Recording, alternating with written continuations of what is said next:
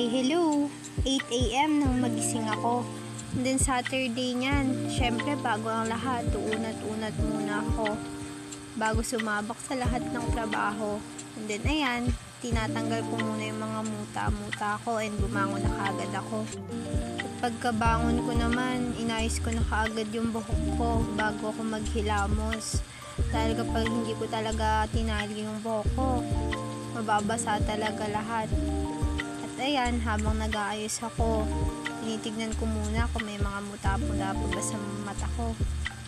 Pinagpag ko muna yung parang dumi-dumi na yan. At pagkatapos ko maghilamos, kinuha ko na kaagad yung sticky note ko and nilista ko na kaagad yung mga gagawin ko sa maghapon.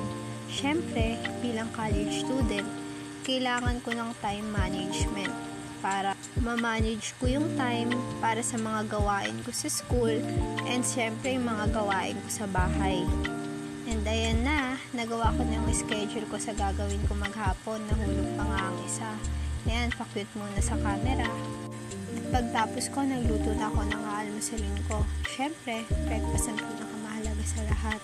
And ayan, nagluto na ako ng 3 hotdog para sa kakainin ko. Okay na yan para sa akin. Kumain na rin ako kaagad. And sarap-sarap talaga ng hotdog. Ewan ko ba, favorite ko talaga yan.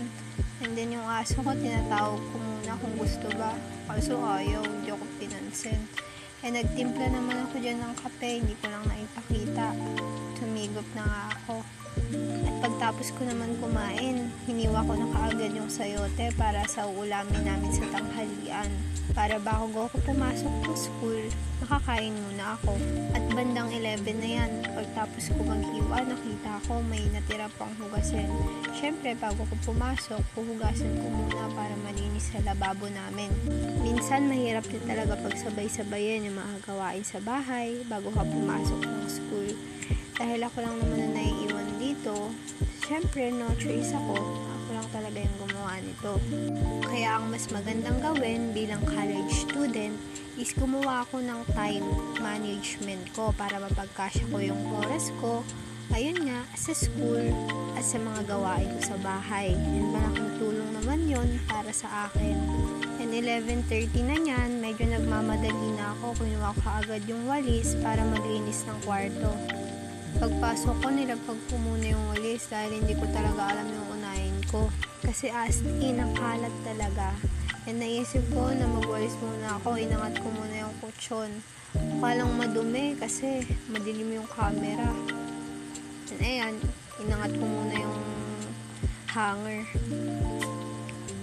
Hindi ko pa nga alam kung saan ko lalagay, kaya nilagay ko na lang sa unanan namin. And ayan, inangat ko na yung karton para mawalisan ko na kaagad. Pagtapos ko naman magwalis, tinanggal ko naman kaagad yung mga kalat sa lagayan ko ng makeup. Ewan ko ba, ang bilis kaagad magulo. Paaraw-araw ko naman itong nililinis. And ayan, yung earphone, nakakalat. Mga oras na yun, nagmamadali na ako kasi mag-aalas 12 na. May gagawin pa akong kasunod. At 12:20 nung natapos ako maglinis, ginawa ko muna yung mga assignment ko para kahit papaano mabawasan para hindi ako matambakan before deadline. At pagtapos ko pala gumawa ng assignment, naligo na ako kaagad at dali-dali na akong umalis. And after ko sa school, dumaan muna ako dito sa Ever. Titingin-tingin lang sana ako ng mga pwede kong bilhin. Kaso napadaan ako dito sa Tom's World. At ayun, nanood lang naman ako sa mga naglalaro dahil hindi naman ako mahilig talaga. At hindi naman ako nagtagal doon, umuwi na rin ako kaagad.